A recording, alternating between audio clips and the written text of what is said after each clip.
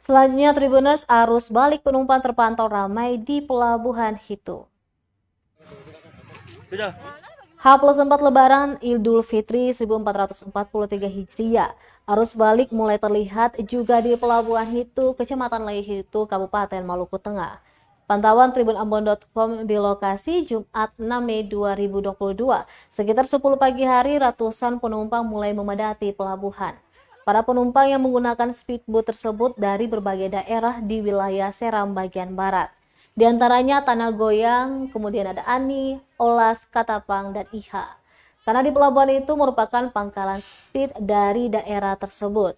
Begitu juga sebaliknya, penumpang banyak dari Ambon baru tiba di pelabuhan itu. Selain itu, terlihat juga beberapa lapak pedagang sudah kembali beroperasi seperti biasanya. Kemungkinan puncaknya arus balik akan terjadi pada H+6 sampai H+7 Lebaran.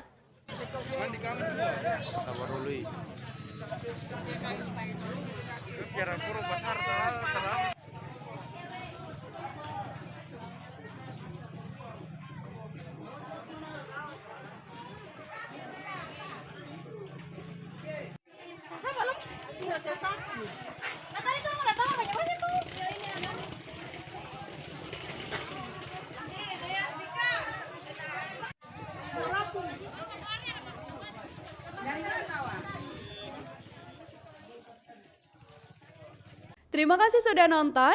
Jangan lupa like, subscribe, dan share ya.